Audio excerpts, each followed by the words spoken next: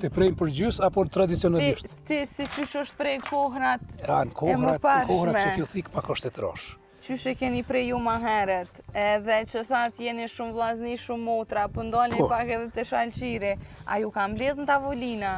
Po tjetër, këtu ka qenë tradit se baba bike në pej, edhe në vjeshtave sidomos ka qenë shumë interesant, sepse vetëm me kual, në shpinë ka mujt me qitë shaqinin, rrushin, mollat edhe produktet, sepse makina s'kan kalu këtu. S'kan mujt me ardhë. Ndalemi të pjesa e Amerikës për 40 vite. Qa na jep mesazh neve, a me shku me provu në Amerikës rinia, apo jo? Tash, bota, sa e di une, bota ka avancu me migracion. Francezët, Gjermanët, Italianët, edhe popuj tjerë, se Amerika është e përbon për i popujve. Kanë avancu, edhe prej migracioneve, kanë avancu në shtetet e tyre. Në koftë se na e përdorim,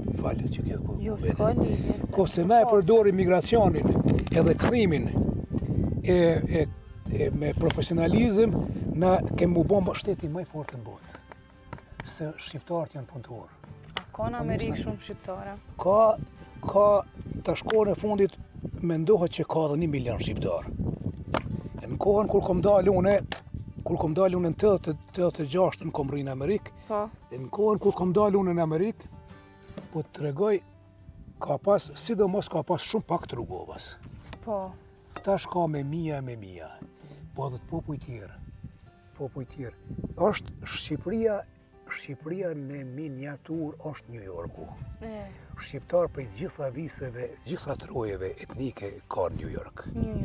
Po si deshta me të regu, kur kom shku në New York, mu ishe me pa një shqiptar deri në 200-300 metra, edhe e njëshe edhe për mrapa edhe për para që është shqiptar. Edhe tur me shku me fol me ta. Tash aq shumë ka shqiptar që nuk i dallon kush. Nuk i dallon, edhe nuk është interesimi mo ashtu si që ka qenë, veç si për e shëni shqiptar me bisedu me ta. Se se cili ka punën e vetë.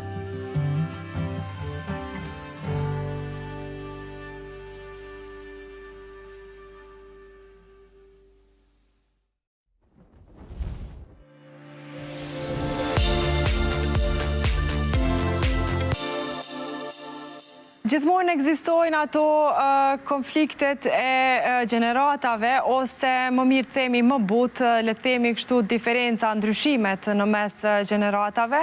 Në rubrikën Dje dhe Sot që përgadit Nora edhe Nita, na sjellin një bab dhe bi, dhe do të shohim se çfarë ballafaqimi kanë ata dhe se sa pajtohen me këtë ndryshim të kohrave apo gjeneratave. Ndjekim bashkë.